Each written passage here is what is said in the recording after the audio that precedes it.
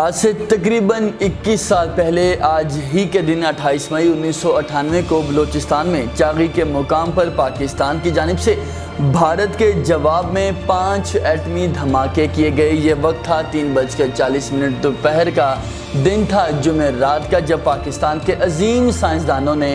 بھارت کے مقابلے میں 43 کلو ٹن جو مواد استعمال کیا گیا تھا، پاکستان کی جانب سے 50 کلو ٹن مواد استعمال کرتے ہوئے ایٹمی دھماکے کیے گئے، جس کے بعد پاکستان دنیا بھر میں جو ایٹمی طاقت رکھنے والا 7واں جبکہ اسلامی دنیا میں پہلا اسلامی ملک بن گیا جو کہ ایٹمی طاقت تھا۔ اس کے بعد ہم نے دیکھا کہ بھارت کی جانب سے پوری دنیا جو کہ پاکستان کی ایٹمی طاقت سے جیلس تھی، ان میں تشویش کی لہر دوڑ گئی، لیکن دوسری جانب پاکستان کی حکومت، پاکستان کی عوام، پاکستان کی افواج، پاکستان کی جو تمام تر کابینہ تھی، جو وزراء تھے، سیاستدان تھے، تمام تر لوگ سڑکوں پر نکل آئے۔ دکانوں پر جو مٹھائیوں کی دکانیں تھیں وہاں پر مٹھائی ختم ہو گئی، ڈھول کی تھاپ پر بھنگڑے دیکھے گئے، باقاعدہ جو نوافل تھے شکرانے کے وہ بھی ادا کیے گئے۔ پاکستان خود کو محفوظ تصور کرنے لگا۔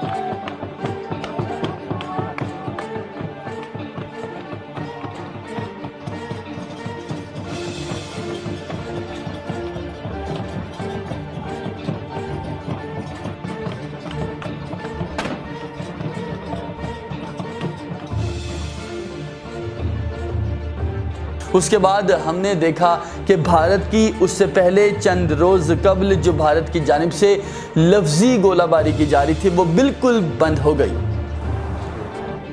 اب سوال یہ ہے کہ 28 مئی 1998 کو ہونے والے دھماکوں کے پیچھے آخر کون سی قوت تھی؟ سیاسی قوت تھی یا عسکری قوت تھی یا عوامی طاقت تھی جس نے پاکستان کو اس قدر پریشر کے باوجود ایٹمی طاقت بنا دیا؟ ہر بندہ، ہر سیاستدان، ہر پولیٹیشین اس بات کا کریڈٹ لیتا ہوا آپ کو نظر آئے گا۔ ہم میاں محمد نواز شریف کی بات کریں جو کہ اس وقت وزیر اعظم پاکستان تھے، یا ہم پیپلز پارٹی کی بات کریں جو کہ یہ کہتی ہوئی نظر آتی ہے کہ ایٹمی پروگرام کی جو پاکستان میں جو بنیاد تھی وہ رکھی ہی ذوالفقار بھٹو نے تھی، لیکن اصل میں حقیقت ہے کیا؟ آج کی ویڈیو میں ہم آپ کو بتائیں گے کہ آخر اس ایٹمی پروگرام کی اصل داغ بیل پاکستان میں کس نے رکھی، اس پروگرام کو ختمی مراحل تک کس نے پہنچایا اور پاکستان کو تب کن کن ممالک کی جانب سے پریشر کا سامنا تھا اور کس ملک نے پاکستان کا ساتھ دیا۔ سب سے پہلے ہم آپ کو ایک چھوٹی سی ویڈیو دکھائیں گے جس میں تب کے وزیر گوہر ایوب خان اور ساتھ ایٹمی سائنسدان ڈاکٹر عبدالقدیر خان کی گفتگو سنیے تاکہ آپ کو پتہ چل سکے کہ اس ایٹمی پروگرام میں میاں محمد نواز شریف یا ذوالفقار بھٹو کا کتنا ہاتھ تھا۔ سب تاریخ کو پتہ ہے، آپ اعظم ظفر صاحب سے پوچھ لیجیے کیا پوری این جی او کس نے بنایا؟ نواز شریف صاحب تو پٹاخہ بھی نہیں پھوڑ سکتے تھے اور نہ پھوڑنے کے قابل ہیں، اور بھٹو صاحب گھاس کھا کے بھی بم نہیں بنا سکتے تھے، بنایا ہمارے رفقا کار، اور ہم نے اپنی جانیں قربان کر کے، اپنی فیملی لائف قربان کر کے، اور تھوڑا بھی سائنٹسٹ اور انجینئر ہیں، انہوں نے کیا کیا؟ ان میں تو یہ ہو یا کوئی اور ہو، ان میں تو اتنی بھی صلاحیت نہیں تھی کہ جب میزائل فائر ہوئی اتنا بڑا وہ کارنامہ تھا پاکستان کے لیے، بیلسٹک میزائل غوری فرائی، تو بھی کوئی نہیں آیا کھڑ کے دیکھتا، اور جب نیوکلیئر ایکسپلوژن تو بھی کچھ، حالانکہ اتنا اہم معاملہ تھا، ملک پار بن رہا تھا، جہاز میں بیٹھ کے آتے آدھے گھنٹے کا کام تھا، لیکن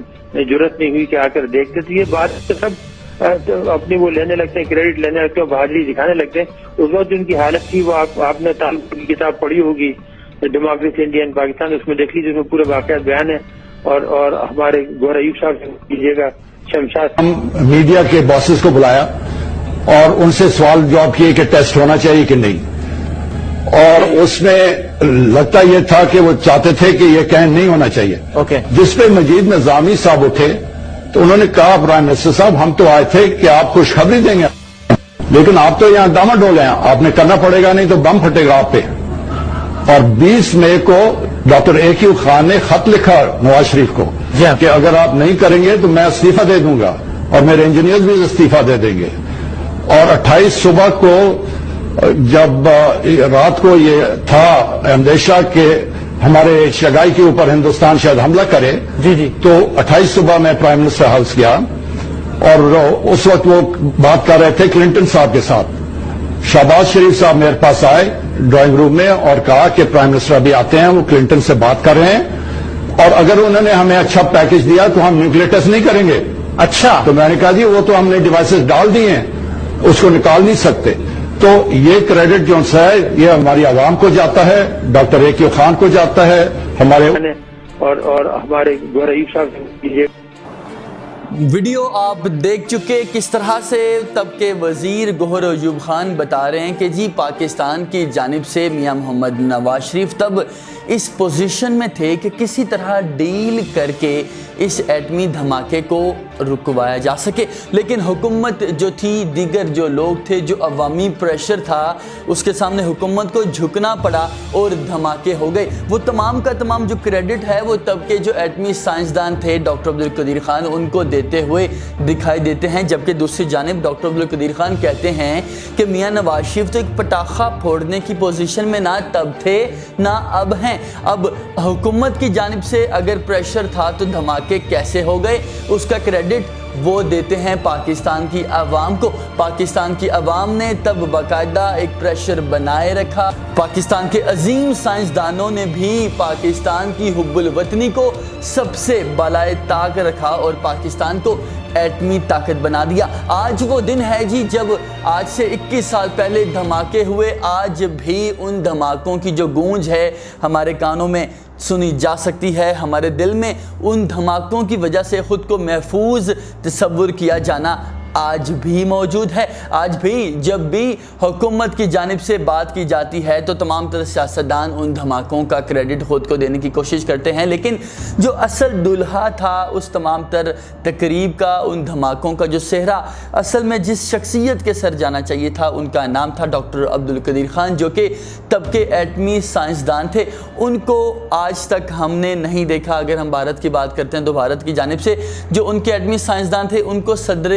انڈیا کا عہدہ دیا گیا، ان کو باقاعدہ پریزیڈنٹ آف انڈیا بنایا گیا. لیکن اس کے برعکس ہماری حکومت کی جانب سے ڈاکٹر عبدالقدیر خان کو کبھی نظر بند کر دیا جاتا ہے، کبھی سیکیورٹی کے نام پر ان کو گھر سے باہر نکلنے کی اجازت نہیں ہوتی. اس طرح کے کبھی ان کے انٹرویوز پر پابندی ہوتی ہے، دیگر معاملات بھی موجود ہیں. ہمیں بحیثیت قوم یہ سوچنا پڑے گا، ہمیں اس حوالے سے بات کرنی پڑے گی کہ آپ کے جو حقیقی محسن ہیں ان کو ہم نے کیسے مان دینا ہے، عزت دینی ہے. تمام تر عہدے ان پر وارنے ہیں اور جو سیاستدان